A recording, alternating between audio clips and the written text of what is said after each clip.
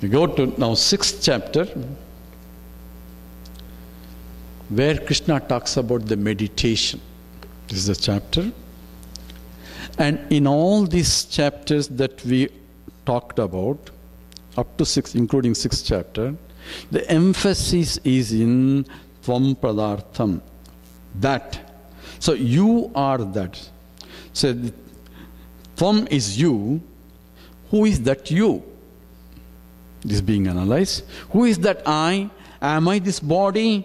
No, I am not this body, because this is an object of my knowledge. So I am something other than the body. So all statement, this Panchakosha Vilakshanam, the one I am saying, I am not this body, I am not Annamayam, not the Manomayam, Vijnanamayam, so on, I can leave Pranamayam, so on. All that I am rejecting as I am not, because it is an object and I am a subject.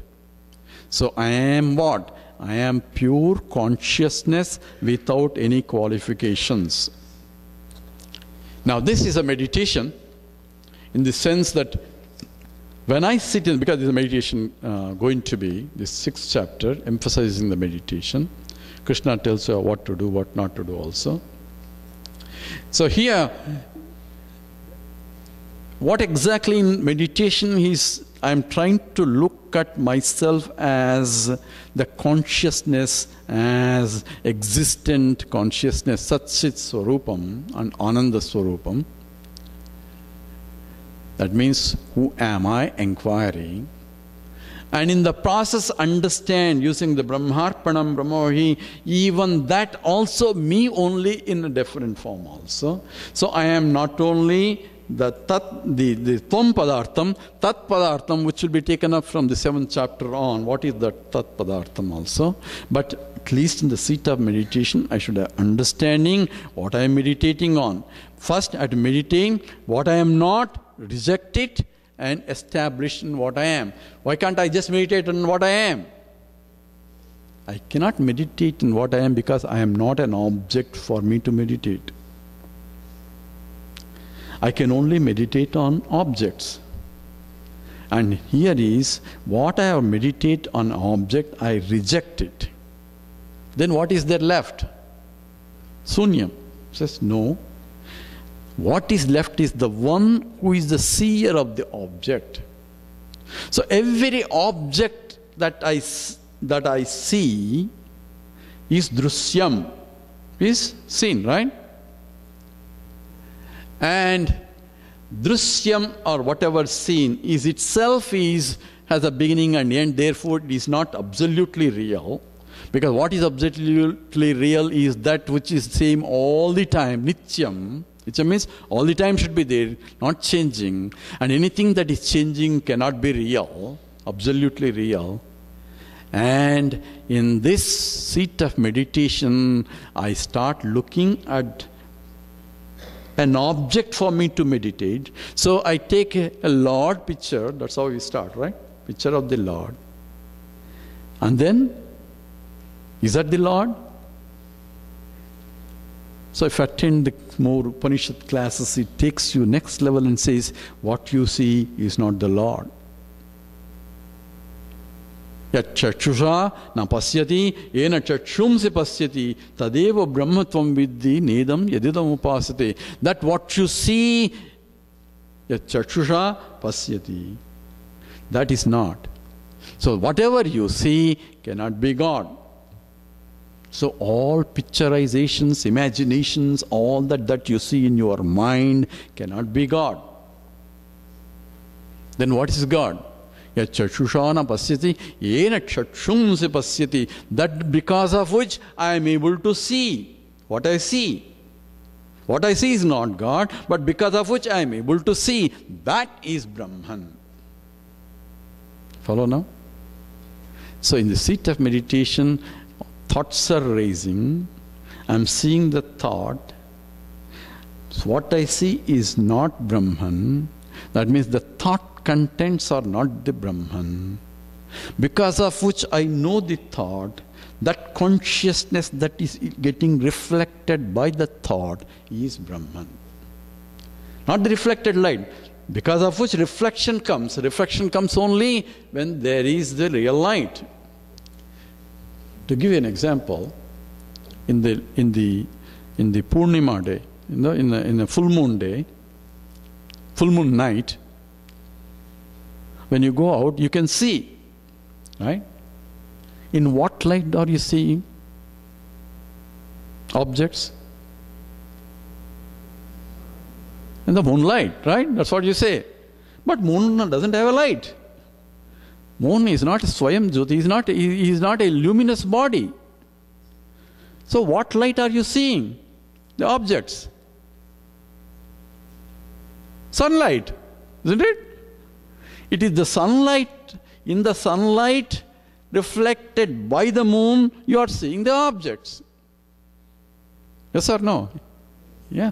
So, since the moon itself doesn't have the light of its own, but I am seeing everything lighted there, I could see all the objects. And now if I can see the light, sunlight, as I am seeing the moonlight there, you are in meditation. You follow now? Now look at the theory now. Consciousness is, I already discussed a little bit already. Consciousness is all-pervading. Mind is a mirror from which the light of consciousness is as though falling and reflecting. And that reflected light falls on the thoughts that come, and that because of which I know the thoughts. Consciousness is all-pervading. That light of consciousness falling on the mind, plane of the mind, and that is reflected, the light of consciousness. Just like the sunlight is all over, the moon is reflecting that sunlight, and the reflected light from of the sun by the moon, I am seeing now objects in the night, full moon night. You follow? In the same way, that consciousness getting reflected by the mind, that's called Chidabhasa, that from which now reflected back onto the objects, in that light I am seeing all the thoughts. If the mind is not reflecting, then I cannot see the objects, because if there is no moon, sunlight may be there, but night is, I cannot see anything in the full moon night, right? Therefore I need, just like I need a moon, I need mind to reflect the sunlight, and that sunlight, not the sunlight, consciousness, and that reflected consciousness from the mind falls on the thoughts that are come, then I am conscious of the thoughts. Clear? Now, one more step. The reflected light that comes out from the mind depends on the mind. Sunlight is pure, all-pervading, and it can go on and shine the moon. And sunlight is not affected by the reflecting medium, by the moon. So sunlight, just like consciousness is all-pervading, pure, Suddha Mukta Swarupoham. I am pure, eternally pure. That light of consciousness that I am. But mind, as it falls on the mind, depends on the mind how it reflects. If the mind is dirty, I don't get reflection. If the mirror is dirty, nothing will come out, right? If the mind is polished, I can get all the light. As shining the mind is, the whole light can come out. So the light that comes out as a reflect light depends on the mirror or the mind, but the original light is not affected by any of this. It's just self-shining forever, beautifully. So now why I need the purity of the mind, you see? My mind has to be pure so that it can beam all that light that is falling in, and the consciousness beams out all over. When the mind is pure. Jnani, the mind is all shining all over. You'll see in the 18th chapter, he's self-shining. A billions comes out in every whole, every expression itself, every aspect of him, because the mind reflects everything coming from there. All our minds are not clean only because the malam comes from our vasanas and all that is clouding that mind. Depending upon how much it is covered, Krishna is going to tell you, you have to do that much of cleaning, that's all. This is nothing to do with pure consciousness. So pure consciousness is always shining. It is not affected by any of this. The mirror and the next lights all depends on the purity of the mind itself, of the mind itself. And that is what essentially in this meditation Krishna gives you. You have to sit in a proper place. You have to sit in a proper comfortable, na chutitam, na tinicham, not go and sit on top of a hill and then try to meditate and try to fall down. So it's not on the bottom, where comfortably, yuktahara viharam. No, it says, everything is moderation in all this, operate on that, but keep the mind into the highest pedestal. So that is essentially Suchau desi pratishtapya stiram asanamatmanaha natyuchitam natinicham chailajanam kushostaram. Says I have all those things, but here whatever is available, don't that we have to have that deer skin and all that. That's not what it means. In order for me to meditate, I need to have a deer skin and this, that. All the need is essentially, you should sit in a proper place. You are comfortable enough where you are not conscious of all other things. Your mind can concentrate on it. So it's essentially. And in this sloka, I say, Uddhare Atmanam Atmanam, says Prakash Raman was mentioning also, Uddhare Atmanam Atmanam, Atmanam Avasadi, Atmayva, Atmano Bandhu, Atmayva Repuratmanaha. You have to lift yourself by yourself because efforts has to be done by you. Krishna already has given everything to you. What? A body to function, a mind to feel, and the intellect to think. What else you need? Use that equipment. You had to lift yourself by yourself. Nobody will help you in this. As I kept telling in the marriage time, you go to the marriage oaths. He says, what do you do? What do you promise there? He says, dhanmecha, artecha, kamecha, naticharami. You don't add moksha sacha. Moksha is not added in our scriptures because that you are on your own. So he says Uddhare Atmana Atmanam, but he's going to change this in the 7th sloka, in the 7th chapter. But here you have to first make an effort, but if you make an effort, then I'll come to help you. He's going to tell all that later. And in this he again emphasizes what is that nature of the truth that I'm going to meditate on. Says Sukham Atyantikam, that is the nature of pure bliss itself, because it is limitless state, and that is the nature of the reality. Yad buddhi grahyam atindriyam. This is an important statement here, that's why I'm quoting here. This, how am I going to know? How do I know the truth? Who is going to know? Remember we asked that question. Manayeva manushyanam karanam bandhamokshayoho. So the mind is responsible for bandham and moksha also. It is responsible for bondage as well as liberation also. So who is going to know? It is not the Atma that's going to know. Atma is already pure Suddha Chitta Chaitanya Swarupam. It's all conscious, all pervading consciousness. Then who will know? What's the time schedules here? 3:30?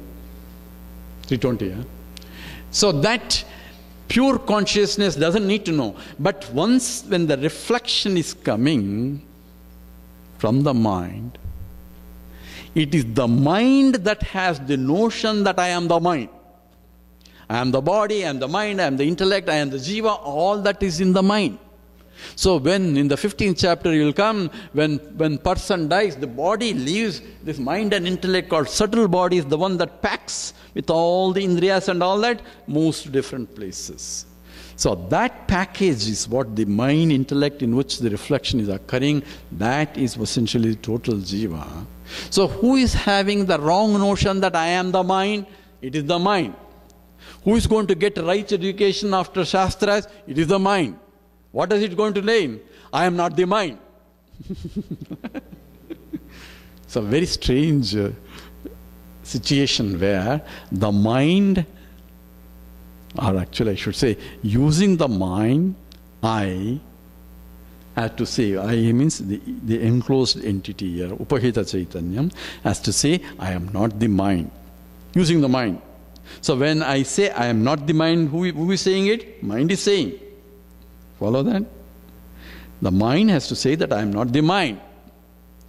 That is the truth. But I, using the mind, say that I am not the mind. Follow? So who realizes? I, who thought, using the mind, who thought I am the mind, now using the same mind, recognize I am not the mind. Clear now? And because of the subtlety of it is only, there is a problem. Why problem is? We get attached to the mind and the mind doesn't want to say that I am not the mind. It's a self-destruction process. Actually, just the truth was, one more minute I would say, mind has 3 levels of classification. Mind, which is called objective mind, that's the one that analyzes so-called. Everything objectification is in that mind. The other mind is mostly emotional mind, where attached to wrong notions of all that, where I am this, I am that, all wrong notions are there. That is a notional mind. And there is a third mind, which is called avesham. Avesham means the extreme passions and all that comes in that state of mind, where I sit here and think about how dare that fellow did all this. How could he do that? How could he insult me like this? Where I am sitting here, he is comfortably sleeping. What is this rerun of mind that kills avesham, that goes on and on and on and on? Whether it can be that, whether it can be some suffering, whether people keep that movie goes on in the mind. That mind is a dangerous mind. That's the mind that gets depressed, and all problems come to that kind of mind. Whereas in the realization, that mind disappears. There is another mind which keeps on jumping around from one to other. It wants to keep on, noisy mind essentially, keeps on thinking that, this, because it doesn't want to keep quiet. There is no particular purpose. It keeps on jumping, and if you go walking, you have go all over the world. Because only you are walking there, but you go all over the world and come. Because your mind jumps from one topic to other topic, past, present, future, everything is coming there. So if you say, I start thinking, I didn't have coffee today. Who brought the coffee powder today? Oh, that fellow. Oh, where did he go now today? From coffee, I travel all over the world. This is a mind that keeps on jumping. This useless mind actually. Whole energy is wasted. All that, but that mind also disappears. A jnani is the one who uses the mind, objective mind, for the purposes that is needed.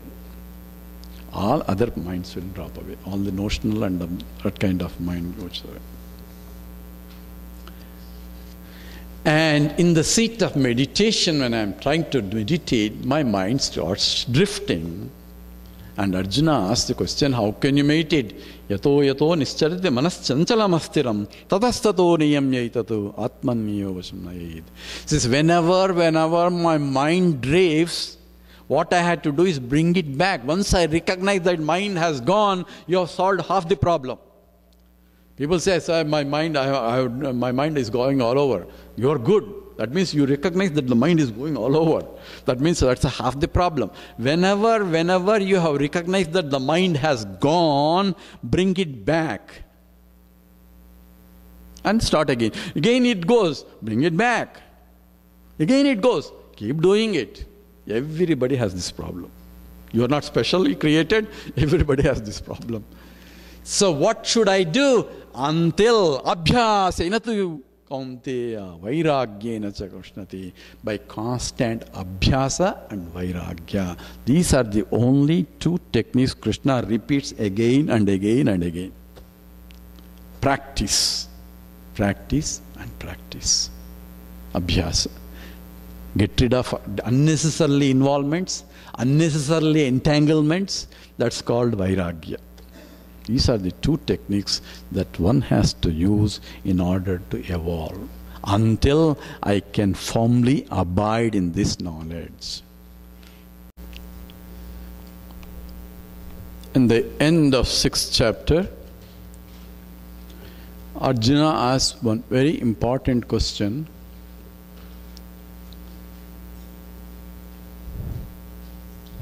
Hey Krishna, I have given up everything else and start doing this Vedanta study. But I have come to a stage where I have neither gained other pleasures because I gave up all that for this sake, but I have not reached what is the destination. So I am called Ubhaya Brashta, neither this nor that. So what happens to me if I die? There's a lot of people have the same questions maybe. And Krishna answers is, there are two levels that happen here depending upon the student status. And one is those who have still papam and punyam, the merits and demerits in their account. So those people who are dedicated to this now and are in the path, nothing will be wasted here. Not a single thing will be wasted. So your attendance in the camp is recorded already up there. And he says, those who do not realize in this life, this is sloka 41. Some people wanted to know what is the sloka. This is 641. It says, papya punya krutam lokan ushitva sashvati samaha suchinam srimatam gehe yoga brashto vijayate. So this person who has not reached the highest but is in the process of evolution, has attended few camps but still not understood completely, then he will go to all those punya lokas where he can exhaust that is sargam, all that, enjoys all that, and comes back, and he will be born in conducive families, Suchiram, or purity, and Srimatam Gehe, those who are rich people enough to support him, and he will be born in that, and he will proceed from then on from where he left. So nothing will be wasted for him. So you don't have to worry about it. So wherever you are, don't get panic in terms of I'm not able to gain anything, my mind is disturbed, my still is that. This happens to everyone. Only way I can control these things or minimize these things is Shravanam. More listening. Two things happen. Number one, you are getting more and more, plus you are also getting less and less of other things because you are spending more time in listening to this. In that sense, this is the only path, a royal path. In fact, this is what everybody has to do. Srotavyaha, mantavyaha, nididhyasitavya. There are no shortcuts on this. And everybody goes through same thing. So you don't worry that you are any special case. Everyone. Initially, everything is because we are so many lives we are involved in the external attachments, and it's difficult to withdraw. Even a sit, mind will go. As soon as the class is over, we are back again, all that. Same thing. The more you spend and more you see the value of this, more you start getting into it, more you start involving yourself, and the less and less you get involved in the other things also. So you withdraw, invest more as the mind becomes calmer and quiet. Another thing is, you won't know that you are calm. Other people tell you have become calm. Because you think you are only evaluating mind from your standpoint, but relatively you seeing others in terms of others see your mental attitudes are changing, you are calm, quiet, don't get unnecessarily agitated. At least don't unnecessarily get agitated, not as many times as before. You become less and less. And those who are still in the higher, in this have been attending all the camps, all the Memorial Day weekend camps, and those who are still have not realized that state, And Athava, Krishna, this is the second sloka, Krishna says, Yoginam eva kule bhavati dhimatam. Says he will be born. If otherwise, he will be born immediately. He doesn't have to go to all those and spend a lot of time and all that. He will come back immediately. Says he will be born in family where people are already in this path. So yoginam eva kule bhavati. He will be born in the family that's conducive for his rapid growth. That's why you see Mahatmas, suddenly they get, something happens and they get into this path without much of a problem. Not because of anything. They have done attended all the camps in the previous life. That's all it means. So nobody gets any free lunch here, right? Everybody has to go through the same process. So which means nothing will be wasted. But Krishna here adds here, Etad durlabhadaram loke janmam yadidrusham. This kind of birth is very rare indeed, where you're almost reached but not reached, so you come back and reach immediately without not much of a problem. There is in fact in the Upanishad where in the Garbham itself this man realizes, in the womb itself he realizes this, because he had already realized previously, not that he's blessed separately or specially. So everything has to be methodical and nothing will be wasted. This is the first thing. So don't worry about it, but make an effort to realize in this life. I had a brother who is not there anymore. He used to tell me that, oh, this life is not, it's not possible, next life. So I tell him, you told the same thing last life also. So you have to realize. But he didn't ask me, how come you know? You were also there in the last life. He didn't question me. So with that, we go to the 7th chapter.